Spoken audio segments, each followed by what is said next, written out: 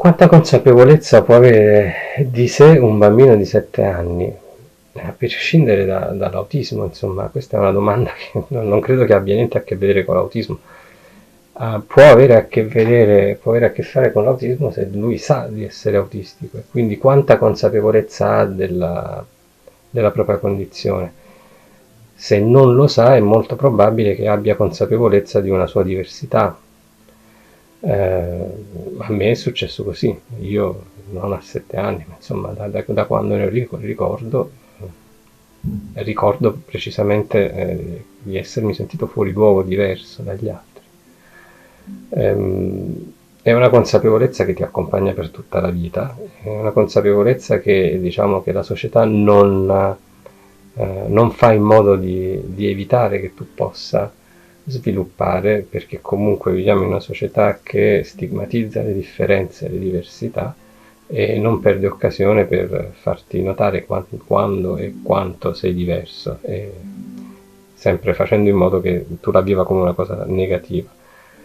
Quindi io non so quanta consapevolezza abbia lui, questa è una cosa estremamente personale, sono sicuro che probabilmente sarà consapevole del fatto che non è uguale agli altri, ha delle differenze, altrimenti non avrebbe una diagnosi di autismo.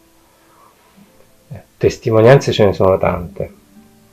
Non è facile a volte trovarle perché chi parla di autismo in genere non è autistico. Si ascoltano tanti specialisti e tanti genitori che con tutta la buona volontà non sanno cosa voglia dire essere autistici, perché non lo provano sulla propria pelle. Ci sono tante altre testimonianze come siti internet, io ci ho scritto un libro e ho una pagina Facebook e un blog in cui parlo della mia esperienza tanto da ragazzo, da ragazzino, come oggi. Credo che entrare in gruppi anche su Facebook in cui ci sia una grossa presenza di autistici e non solo di genitori o di parenti e amici, insomma, possa essere molto, molto utile. Da piccola mi viene da dire che ero esattamente come sono adesso, solo con il fatto che ho modificato delle cose. Quindi mi sono sempre sentita dire di essere strana e particolare da chi non mi conosceva bene, ma a volte anche da chi mi conosceva bene, diciamo meglio. Ho sempre avuto pensieri differenti, soprattutto quando ero bambina. Magari i bambini pensavano a giocare e basta, a stare insieme, io mi chiedevo, ma Dio esiste? Questo da piccolissima. Il perché venivano dette delle cose a riguardo di una certa entità e non riuscissi a trovare una, una coincidenza con la realtà, ecco, ma questo è proprio solo un esempio, forse anche un po' banale, ma avendo poco tempo mi è venuto in mente questo.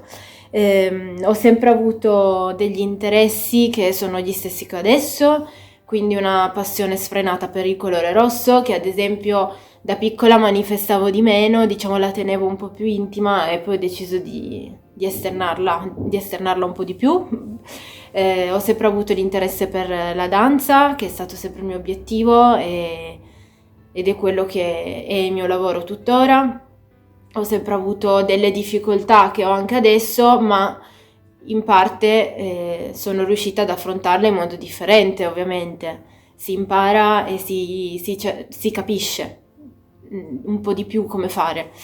E a livello di consapevolezza mi sono sempre sentita super consapevole di me stessa e questo adesso e anche da bambina, quindi ho sempre avuto consapevolezza di avere delle difficoltà. Allora, testimonianze non ce n'è tante, effettivamente, perché gli adulti della mia età, dei circa 40 anni, 35 così, e anche 20, 25, stanno scoprendolo solo adesso. Penso che ne verranno nel futuro, ma adesso no. Non ce n'è tanto, in effetti, soprattutto in Italia, in lingua italiana. Comunque, la sua consapevolezza, io a 7 anni pensavo di essere un bimbo come gli altri. Notavo certe differenze, ma tutti erano un po' differenti gli uni dagli altri, quindi mm, non mi ponevo un problema esistenziale particolarmente grande.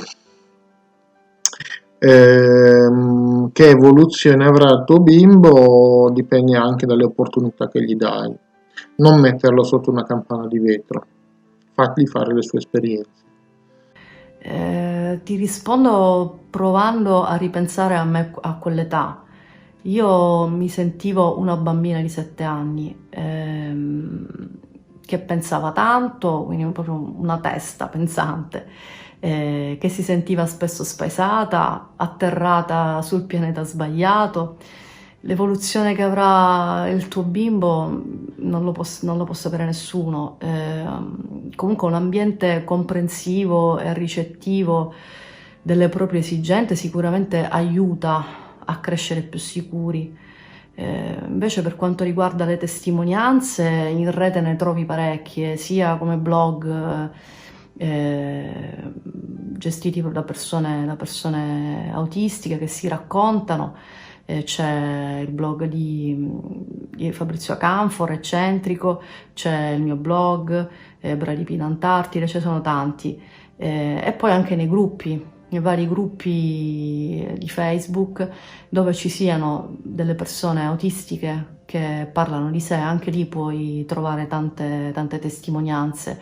Personalmente all'inizio sono stati un modo per capirmi e acquistare più consapevolezza, perché tante cose a cui io non avevo mai pensato, magari le rivedevo in altri e mi ci riconoscevo. Sono stati uno strumento prezioso, quindi ti consiglio di frequentare anche i gruppi.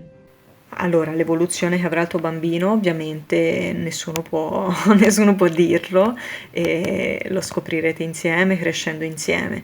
Testimonianze che possono essergli utili a me, io trovo che da consigliare ai bambini sia bellissimo un documentario sulla vita di Chris Packham, che si chiama Asperger's and Me.